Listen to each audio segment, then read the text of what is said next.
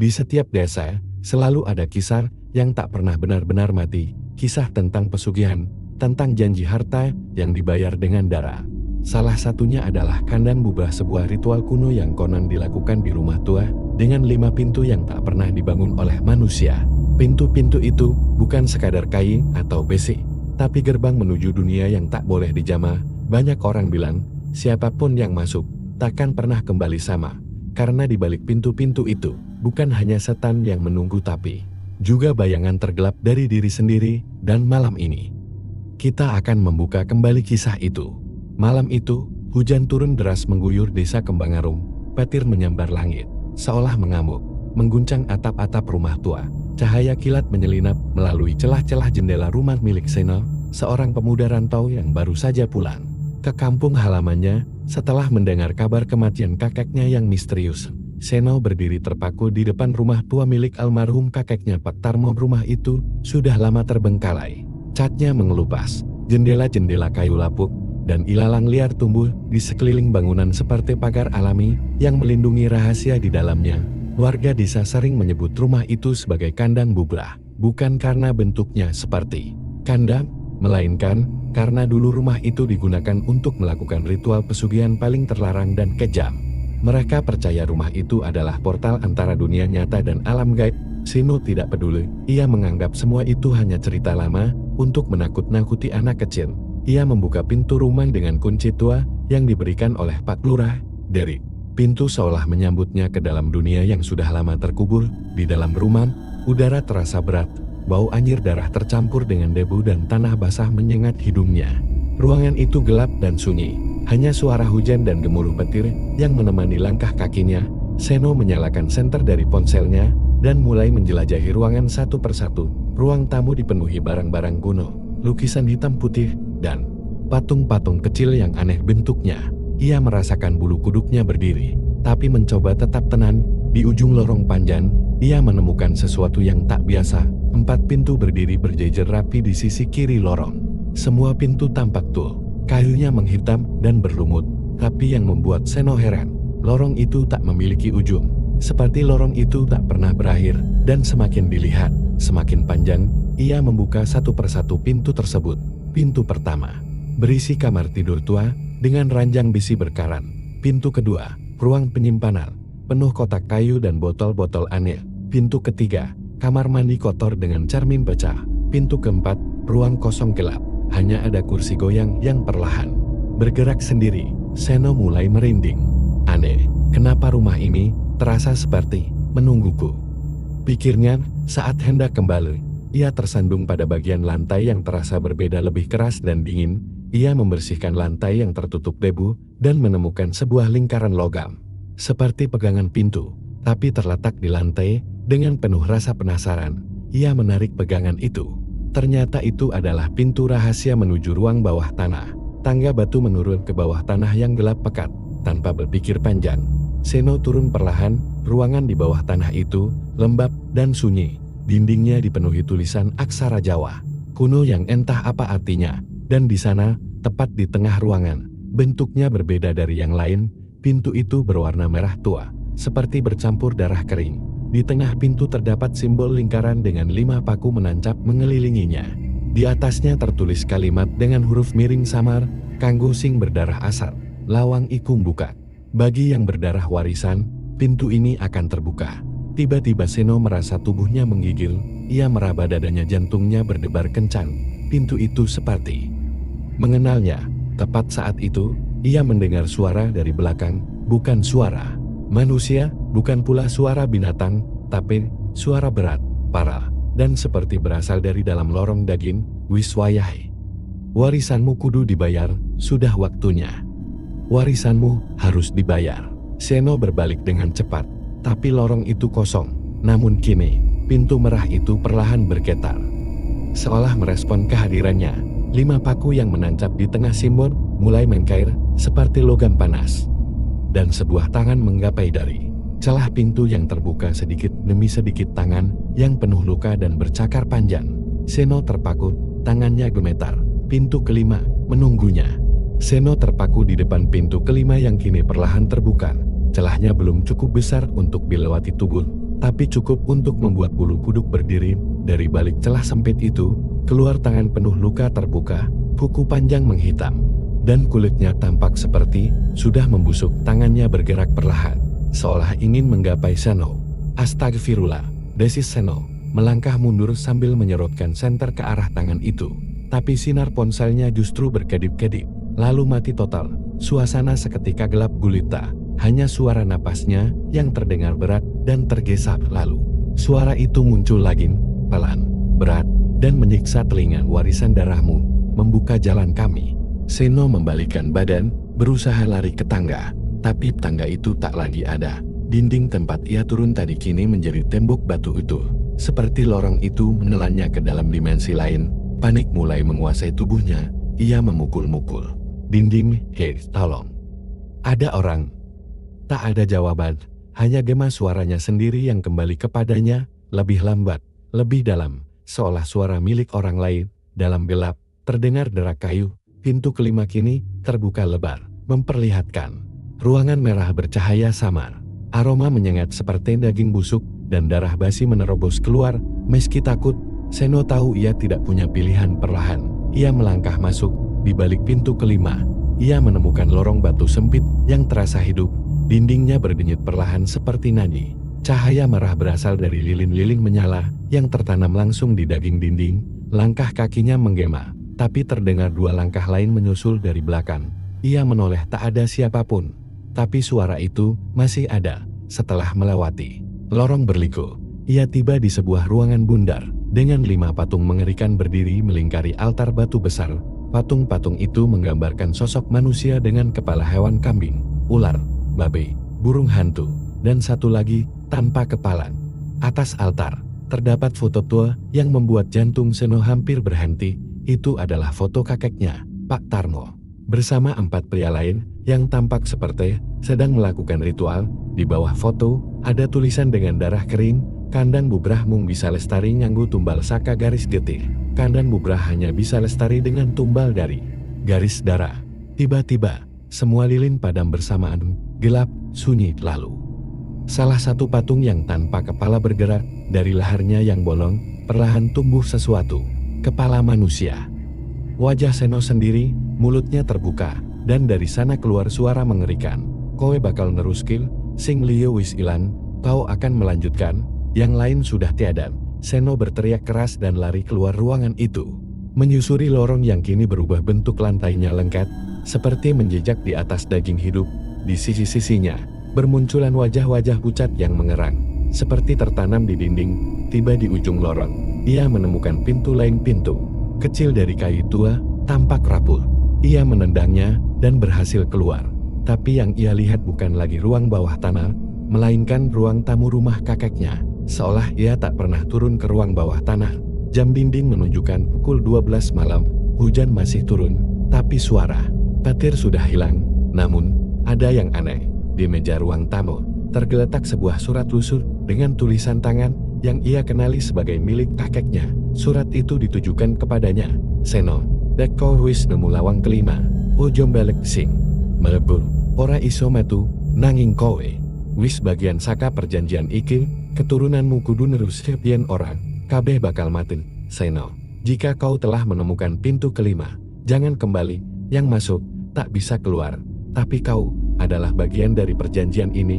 Keturunanmu harus melanjutkan. Jika tidak, semua akan mati." Seno terduduk lemas, tangannya gemetar hebat. Ia baru sadar, di telapak tangannya kini muncul lambang aneh, simbol seperti yang ada di pintu kelima, terbakar ke dalam kulitnya. Pintu kelima mungkin telah tertutup, tapi ia telah membukanya, dan kini sesuatu dari balik pintu itu telah mengikutinya keluar. Pagi datang, tapi tidak membawa cahaya seperti biasanya. Matahari tertutup mendung tebal. Awan menggantung gelap di atas desa Kembang Arum, seperti menahan sesuatu yang hendak jatuh. Bukan hujan, tapi kutukan. Seno bangun dari tidurnya dengan tubuh gemetar.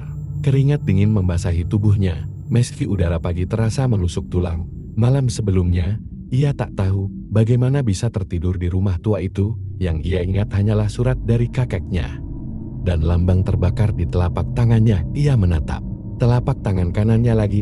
Tanda itu masih ada, merah gelap seperti luka bakar yang tak pernah sembuh. Ia mencoba mencucinya dengan air dari kendi di dapur, tapi lamban itu tak hilang, malah terasa berdenyut. Hidup, tiba-tiba, dari Charmin. Retak di ruang makan, ia melihat sesuatu yang membuat jantungnya berhenti berdetak sesaat. Bayangannya tersenyum, tapi dirinya tidak.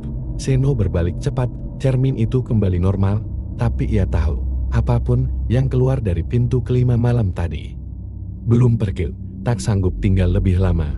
Seno keluar dari rumah itu, ia berlari menuju rumah Pak Lurah, satu-satunya orang tua yang masih menghormati almarhum kakeknya. Meskipun warga lain menganggap Pak Tarmo sebagai dukun pesugihan paling jahat yang pernah hidup di desa itu, Pak Lurah menyambutnya dengan tatapan kosong. Ia sudah sangat tua, matanya berkabut, tapi saat Seno menyebut pintu kelima, wajah lelaki renta itu seketika berubah pucat. "Kau wis buka lawangi? Kau sudah membukanya?" Seno mengangguk pelan. "Ada lorong, ada patung, ada suara dan ada tanda ini di tanganku," katanya sambil menunjukkan telapak tangannya. Pak Lurah segera menutup semua jendela, lalu membakar dupa di sudut rumah. "Dulurmu, sedulurmu, kabeh wis antek digondol. Kau sing terakhir, keluargamu, saudaramu, semua sudah habis dibawa. Kau yang terakhir." Seno bingung, maksud mbah apa? "Aku anak tunggal. Ibuku mati waktu aku kecil. Ayah pergi entah kemana." Pak Lurah menatapnya tajam. "Wong tuamu dudu wong biasa. Kakekmu mimpin sekte pesugihan kandang bubra. Rumah itu markasnya. Ada 5 pelaku utama. Semua sudah mati kecuali kakekmu. Perjanjiannya belum lunas. Harus ada satu keturunan yang nerusin." Seno merasa tubuhnya lemas. Semua desas-desus tentang rumah itu benar adanya. "Terus, kalau aku nggak nerusin, apa yang terjadi?" tanyanya, penuh ketakutan. Pak Lurah mendekat, suaranya peler dan berat. "Kalau tidak diteruskan, semua keturunan akan dihancurkan, bahkan yang belum lahir. Dan bukan hanya itu, roh-roh yang dibangkitkan dari kandang itu akan memakan seluruh desa." Malam harinya, Seno kembali ke rumah, tapi kali ini ia tidak sendirian. Ia ditemani Bayu, sahabat masa kecilnya yang kini menjadi juru kunci makam Desan. Bayu tak percaya soal pesugihan, tapi ia percaya pada satu hal: rumah itu memang terkutuk. "Aku bantu, No, tapi kita harus hancurkan pintu kelima itu. Kalau bisa, tutup selamanya," ucap Bayu sambil membawa buntalan berisi kemenyan, paku kuningai, dan kitab bel. Seno dan Bayu masuk ke rumah. Keanehan langsung terasa. Semua jam di rumah berhenti pada pukul 12 malam. Telepon tak bisa digunakan. Bahkan detak jantung Seno pun terasa melambat. Seolah waktu berjalan berbeda di rumah itu. Mereka turun ke ruang bawah tanah, tapi yang mereka lihat di sana membuat darah mengalir dingin. Lorong yang tadi malam dipenuhi lilin dan patung kini penuh mayat, berjejer seperti tidur. Tubuh-tubuh membusuk, wajah mereka tak utuh. Tapi salah satu dari mereka masih utuh, wajahnya mirip Seno. Seno menggigil, "Itu siapa?" Bayu memeriksa senter saat cahayanya menyorot ke arah dada mayat itu. Terlihat kalung dengan huruf kecil, "Soekarno, nama ayah Seno ini." "Ayahmu?" "No, dia dulu yang dikira hilang, tapi dia sudah jadi korban," kata Bayu dengan suara serak. Tiba-tiba, terdengar suara tawa pelan, basah, dan menggema dari balik lorong. "Siji Maning. Siji Maning. Mung siji maning satu. Lagi satu lagi. Tinggal satu lagi." Pintu kelima perlahan terbuka lagi. Dan dari sana, keluar bayangan hitam besar, bertanduk dan menyeret rantai berlumur darah. Makhluk itu bukan manusia, bukan hewan, bukan hantu, tapi entitas yang tidak seharusnya berada di dunia ini. Tumbal Durung Genat. "Kau kudu neruski perjanjianku, Tumbal belum lengkap. Kau harus melanjutkan perjanjianku." Bayu membaca doa keras-keras sambil menaburkan garam dan kemenyan. Seno berdiri mematung, antara takut dan bingung, tapi sosok itu hanya tertawa dan melayang ke arah mereka. Rantai berdarahnya berayun, membentur dinding, dan membuat retakan besar. Dengan sisa tenaga, Bayu mengangkat paku kuningan dan menancapkan ke tanah tepat di depan pintu. Boom! Suara ledakan gaib terdengar. Sosok itu meraung keras, dan pintu kelima tertutup keras. Gempa kecil mengguncang rumah, semuanya gelap. Seno terbangun di depan rumah, dengan Bayu pingsan di sampingnya. Mereka berhasil selamat untuk sementara, tapi tanda di tangan Seno kini berubah warna menjadi hitam, dan di telinganya ia masih bisa mendengar bisikan itu. Sing wis dibuka. Ora bisa ditutup saklawas. Yang sudah dibuka tak bisa ditutup selamanya. Angin berhembus aneh malam itu, bukan dingin, tapi panas dan pengap. Langit tampak seperti menghitam lebih awal.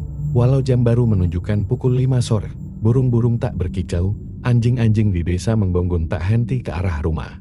Tua peninggalan kakak Seno di dalam kamar rumah itu. Seno duduk termenung, matanya sayu, wajahnya pucat. Sejak insiden kemarin malam, ia nyaris tak bicara. Tanda di telapak tangannya kini menghitam, kadang terasa berdenyut, dan lebih sering mengeluarkan bau gosong seperti daging terbakar. Bayu, yang masih memar dan lemas setelah pingsan semalam, memperhatikan sahabatnya dari ruang tengah. Ia tahu, Seno berubah, tapi yang membuatnya makin takut adalah kenyataan bahwa rumah itu belum selesai bicara. Bayu, gumam Seno tiba-tiba, tanpa menoleh. Tadi malam aku mimpi, tapi rasanya bukan mimpi. Apa yang kamu lihat? Seno menoleh, matanya merah, sebab aku berada di sebuah ruangan gelap. Ada 5 orang digantung, tubuh mereka terbakar, tapi tidak mati. Mereka meronta, berteriak, minta tolong. Dan salah satu dari mereka adalah aku. Bayu langsung merinding. Lalu, dari bayangan api itu, muncul perempuan. Mukanya nggak ada, hanya kulit rata seperti topeng. Dia mendekatiku, lalu bisikan sesuatu. Seno menelan ludah, bilang, "Ku duduk keturunan, ku tumbal terakhir." Bayu berdiri dengan cepat. Kita harus pergi dari rumah ini. Sekarang juga ini, bukan soal nerusin pesugihan. No, kamu sedang dijadikan tumbal penutup perjanjian. Mereka buru-buru mengemasi barang dan keluar dari rumah. Tapi saat mereka menyeberang halaman depan, dunia di sekitarnya berubah. Langit menjadi merah darah, suara jangkrik menghilang, udara bergetar pelan, seperti desahan nafas dari perut bumi. Dan di tengah jalan tanah yang mengarah ke gapura desa, berdiri sosok tinggi berjubah hitam. Bayu menarik tangan Seno. Itu siapa? Tapi sosok itu tak menjawab. Ia mengangkat tangannya, dan dari balik jubah muncul 5 wajah manusia yang menjerit pelan, tertutup di balik kulitnya seperti jiwa yang terjebak. Tiba-tiba, tanah di sekitar mereka membelah. Dari celah-celahnya muncul tangan-tangan busuk, merangkak seperti mayat hidup. Bau daging basi menyelimuti udara. Wajah-wajah penuh luka muncul dari tanah. Mereka adalah tumbal-tumbal lama, warga yang menghilang bertahun-tahun lalu, anak-anak, orang tua, bahkan ibu Seno. Wajahnya mengenaskan, tapi jelas, mata berluban, pipi sobek hingga telinga. Namun ia berjalan ke arah Seno sambil membawa selembar kain putih penuh darah. "Seno anakku, baleni perjanjiannya nek ora. Aku bakal ilang tenanan. Seno anakku, lanjutkan perjanjiannya.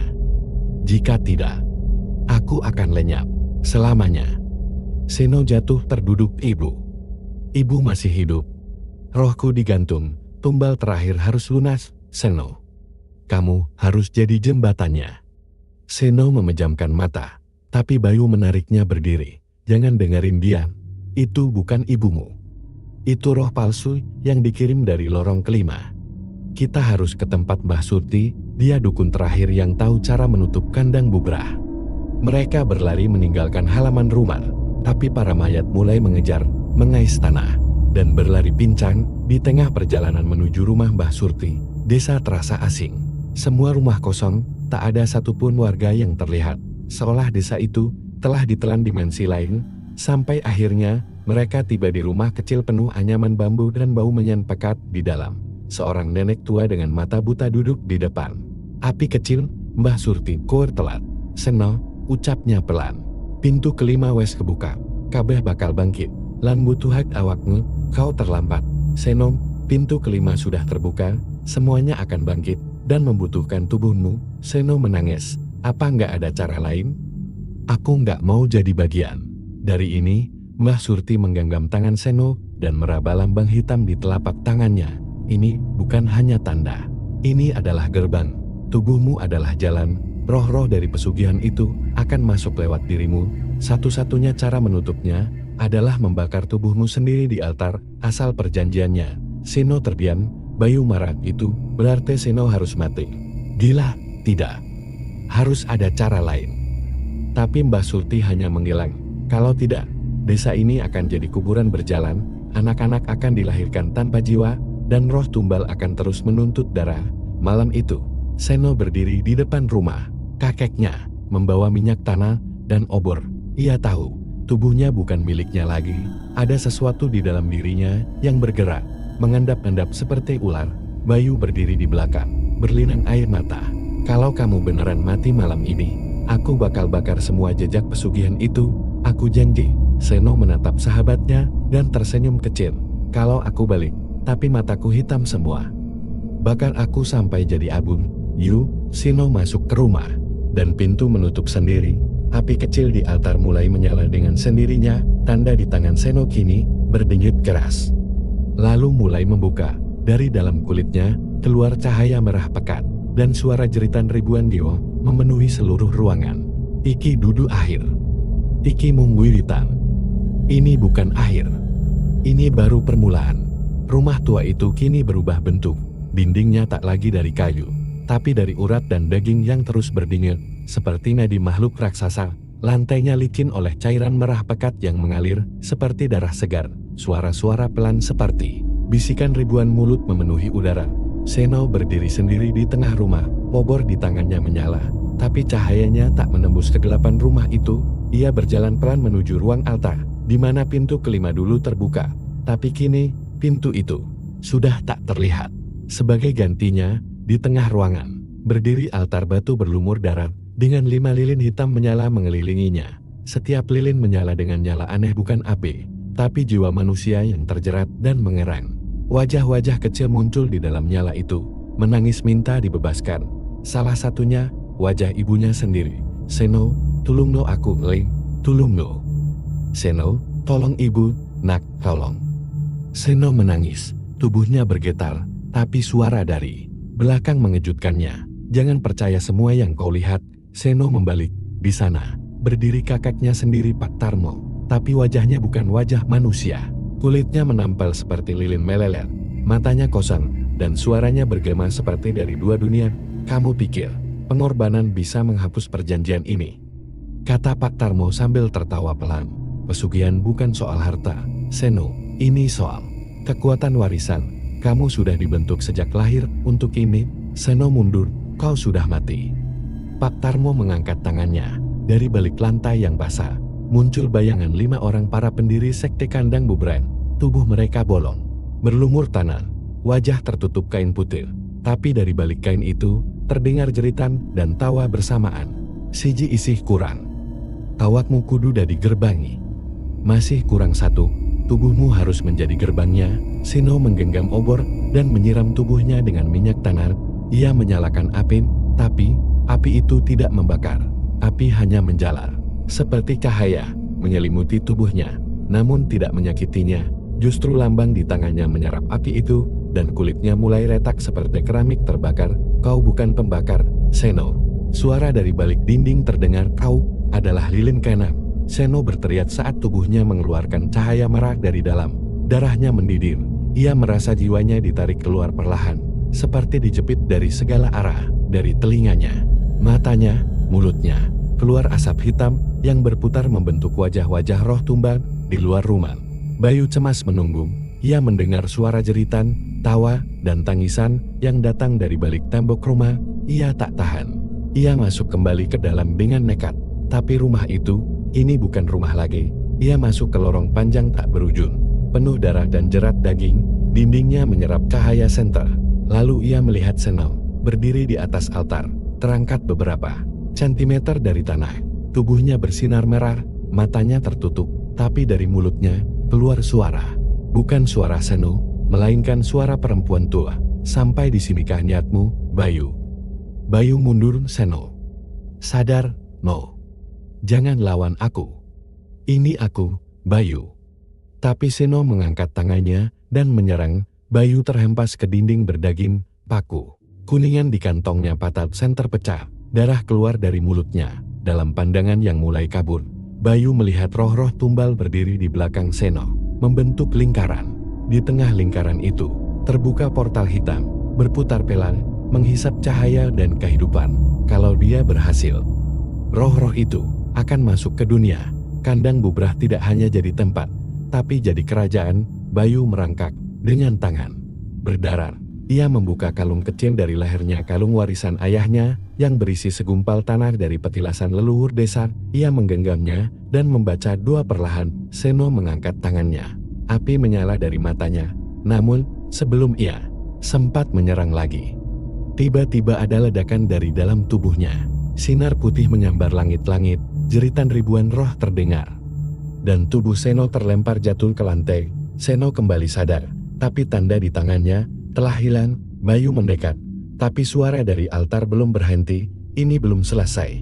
Bocah, satu pintu tertutup. 4 pintu lain menunggu dibuka.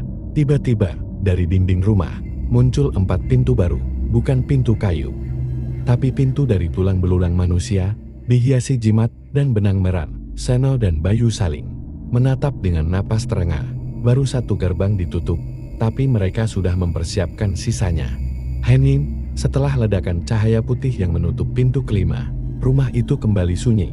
Tapi kini di sekeliling ruangan altar, berdiri 4 pintu baru yang belum pernah dilihat oleh Seno maupun Bayu.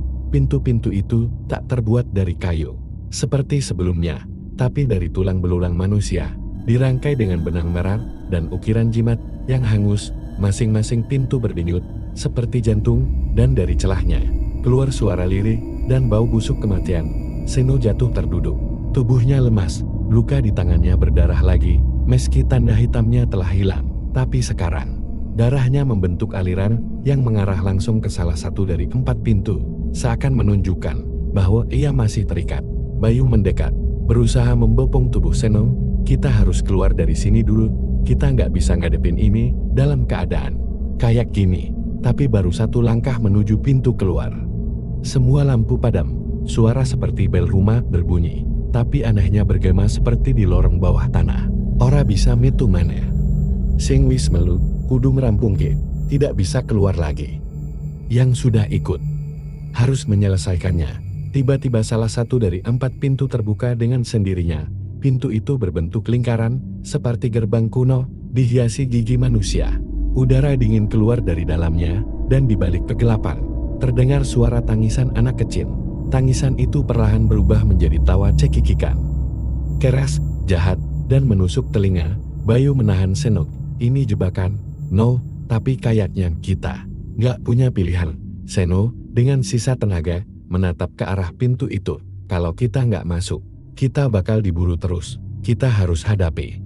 Satu persatu, mereka melangkah masuk ke dalam pintu pertama. Dan dunia berubah. Tiba-tiba mereka berada di sebuah pemakaman tua yang tak pernah mereka kenal. Salib, batu nisan, dan sesajen berserakan.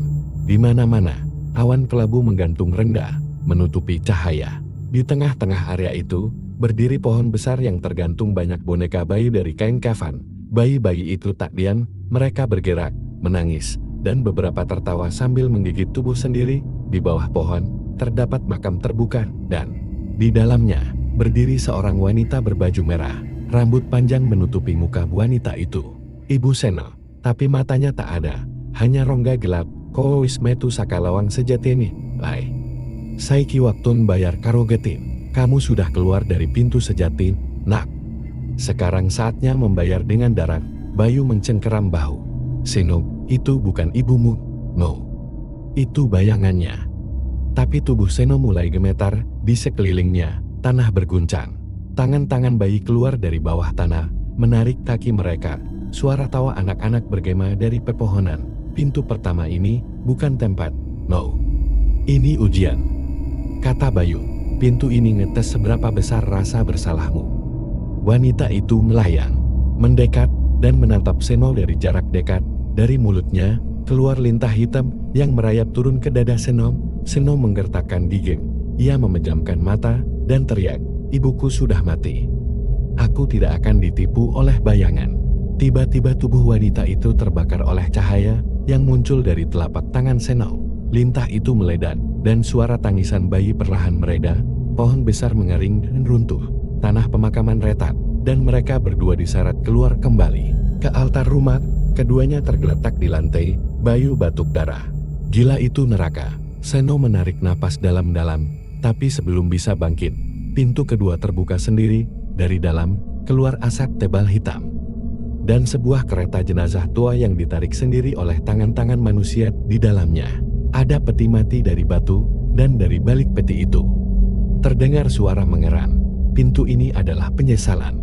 Siapa yang pernah mengkhianati darahnya akan dihancurkan oleh darah itu sendiri. Seno menoleh ke Bayu.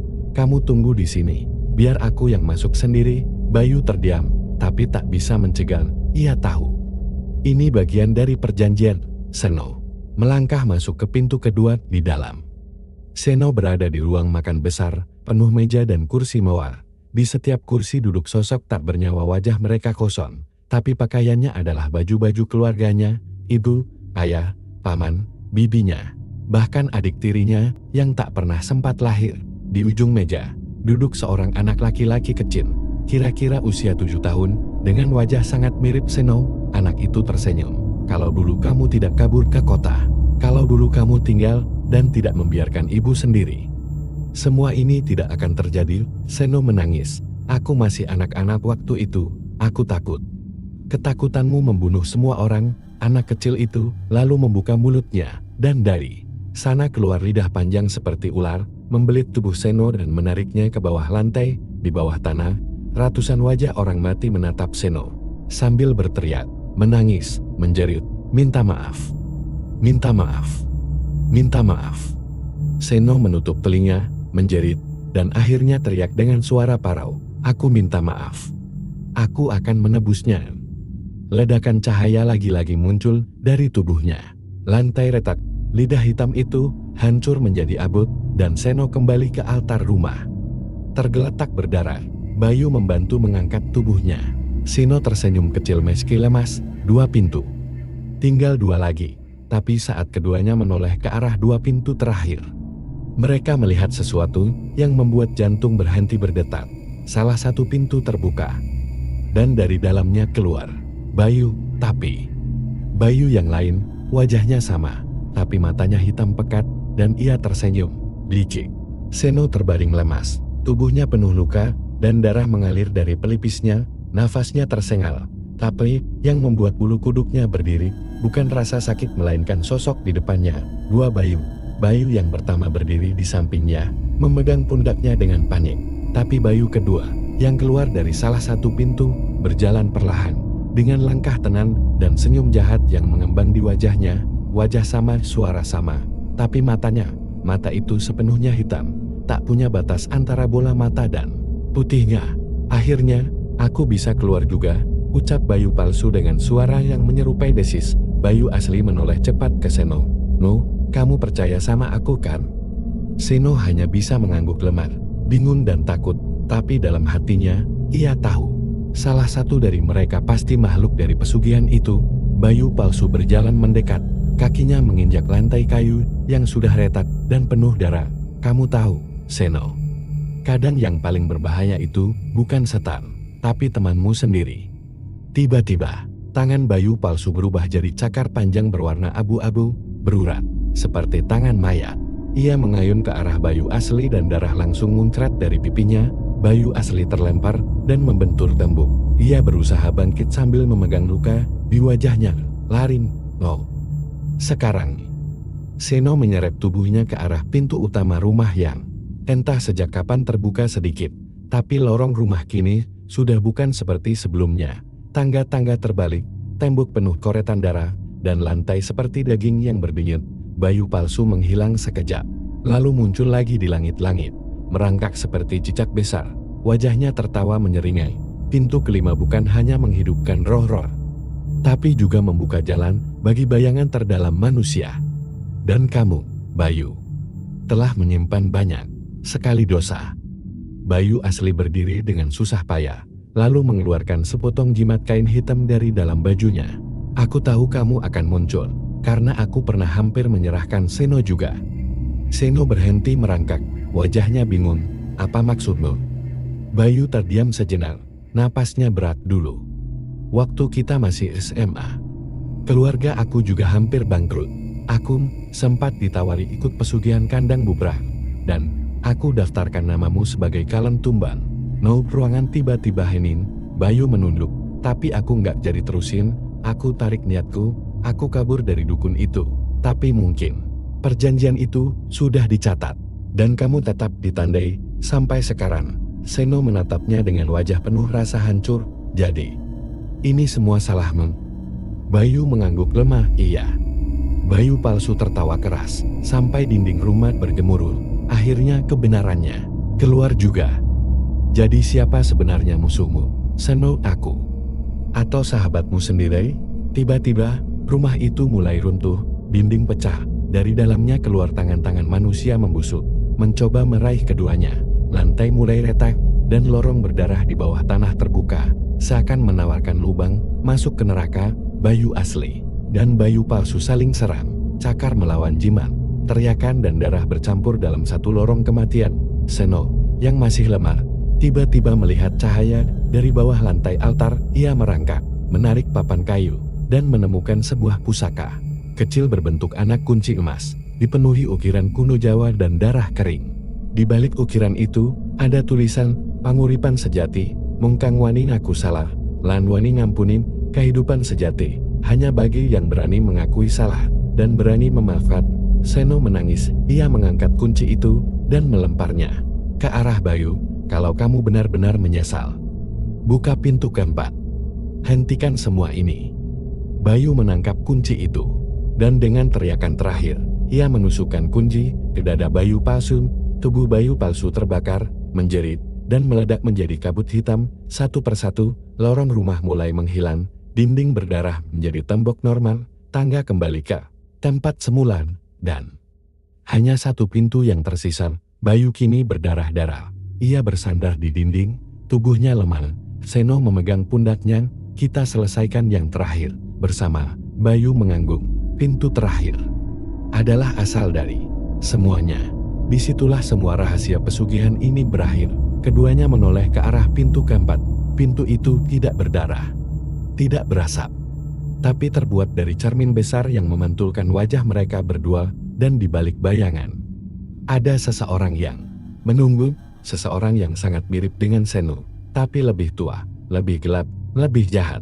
Pintu keempat terbuka perlahan, tapi yang muncul bukan sekadar ruangan.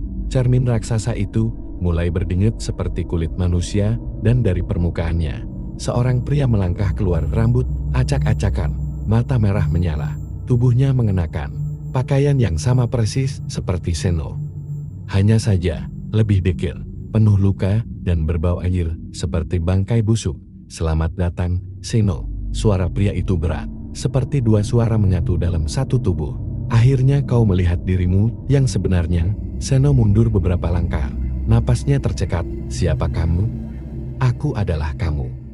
Tapi versi yang kau kubur dalam-dalam. Versi yang pernah ingin kaya dengan cara cepat. Versi yang ingin membalas semua yang pernah menyakitimu. Aku adalah bayangan yang lahir saat kau menolak pesugihan ini." Bayu yang berdiri di samping Seno hanya bisa menatap Narino. Dia itu tumbal yang gak jadi, tapi jiwanya tetap dikurung di dimensi kelima. Tiba-tiba sosok Seno gelap tertawa keras, dan dinding-dinding lorong kembali berubah. Sekarang mereka seperti berada di dalam tubuh raksasa, dengan daging menggantung di langit-langit, dan darah menetes dari dinding. Di kiri kanan mereka, muncul bayangan-bayangan manusia yang merangkak seperti binatang, semua berwajah akrab, teman lama, tetangga, guru, bahkan ayah Seno sendiri. Semuanya korban pesugihan kandang Bubran. Setiap nyawa yang dikorbankan tidak benar-benar hilang, kata Seno gelap, mendekat. Mereka semua disimpan sebagai kekuatan untuk membuka pintu kelima. Bayu mencoba berdiri, tetapi kakinya luka parah. Seno menariknya perlahan ke belakang, menjauhi dirinya sendiri yang terus mendekat. Jadi ini tujuan akhir pesugihan kandang Bubra? Bukan cuma kekayaan, tapi menggandakan jiwa dan menciptakan Tuhan baru dari kegelapan. Teriak Seno gelap, dan kamu adalah calon wadah terakhir. Setelah aku membunuhmu, aku akan keluar ke dunia nyata, dan semua yang kau kenal akan hidup dalam versi tergelapnya. Pertarungan dimulai. Seno tahu, ini bukan sekadar pertarungan fisik, ini adalah perang antara dirinya yang murni dan sisi tergelap yang pernah ia sembunyikan dari balik bajunya. Seno menarik pecahan kaca dari cermin kuno yang sebelumnya dia ambil dari altar di pintu ketiga. Kaca itu masih berdarah dan bergetar saat ia genggam. Seno menatap wajah bayangannya sendiri. Aku memang pernah punya niat buruk. Tapi aku juga yang menolak dan melawan. Maka kamu akan dihancurkan oleh penolakanmu sendiri. Seno gelap, mengayun tangan, dan dari dinding muncul tangan-tangan berujung pisau, mencabik-cabik udara, mencoba menyayat mereka berdua. Bayu menjerit saat salah satu tangan menusuk pundaknya. Seno berlari ke arah sosok gelap itu dan menancapkan pecahan kaca ke dada kembaran iblisnya. Kau bukan aku. Sosok gelap itu menjerit bukan dalam kesakitan, tapi dalam kemarahan. Darah hitam memancar keluar dan tubuhnya perlahan retak seperti patung tanah liat terbakar. Tapi sebelum lenyap, ia berbisik, kau pikir semuanya akan selesai setelah ini? Lihat sekelilingmu. Dunia ini sudah terlalu banyak kandang bubrah. Kamu hanya menutup satu dari ribuan lainnya. Dimensi runtuh seketika, seluruh lorong bergetar hebat. Dinding runtuh, bayangan-bayangan menghilang, darah berhenti mengalir. Lalu, gelap, Seno terbangun. Ia mendapati dirinya tergeletak di tanah lapang, tanpa rumah, tanpa lorong, hanya ia, Bayu, dan sisa abu hitam tempat cermin terakhir berdiri. Langit di atas mereka cerah, tapi sepi. Tidak ada suara burung, tidak ada angin, seolah mereka berada di dunia kosong. Bayu bangkit perlahan, menatap sekeliling. Kita berhasil keluar. Seno menunduk, tapi apa benar kita sudah bebas? Mereka berdua menatap langit, dan dari kejauhan, samar terdengar suara Genta. Bayu menoleh cepat.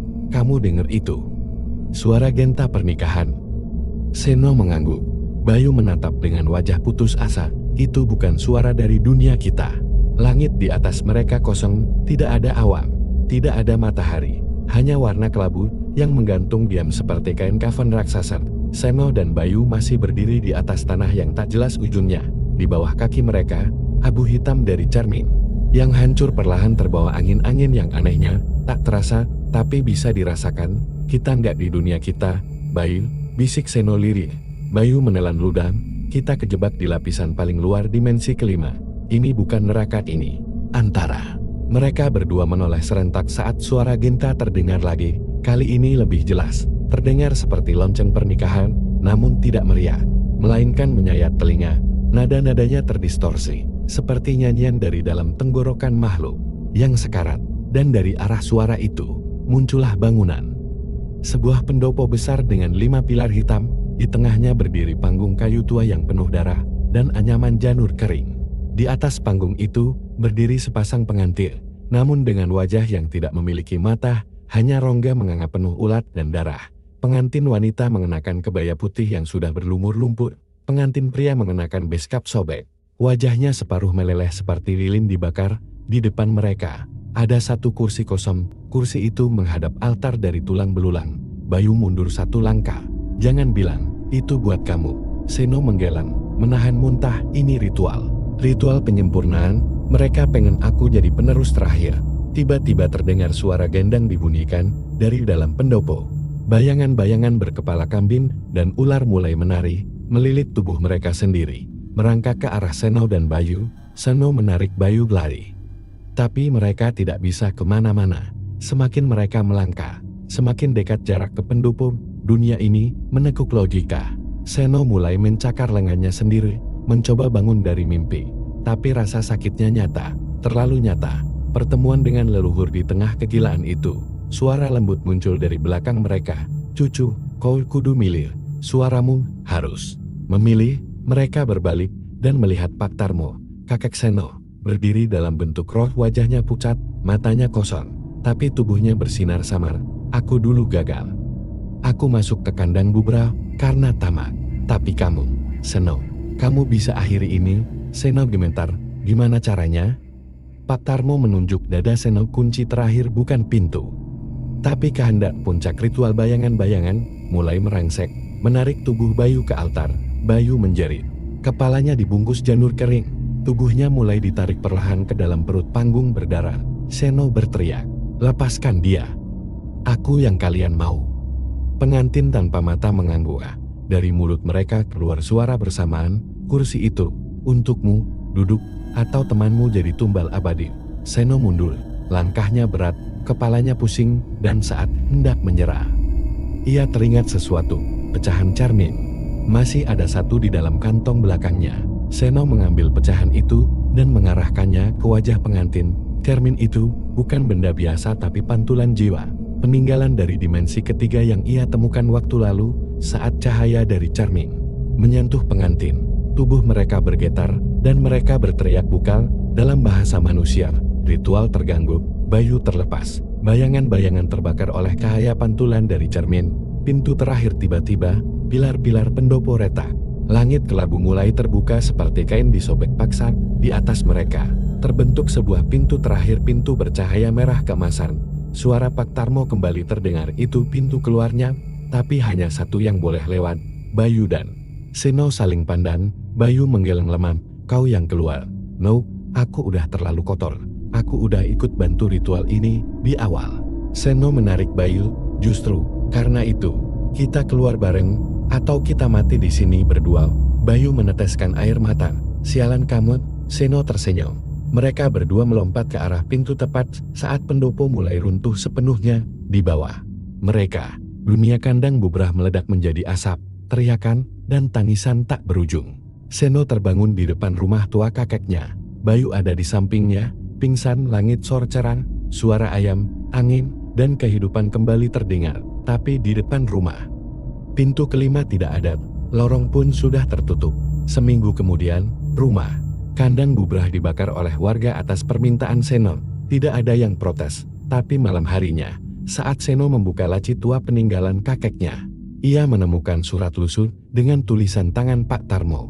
Kandang bubrah bisa kau kubur, tapi selama manusia tetap tamak, pintunya akan selalu mencari pemilik baru. Seno menatap api di luar jendela, dan untuk sesaat, ia melihat siluet seorang anak kecil berdiri di antara asap, tersenyum dan membuka pintu tak terlihat.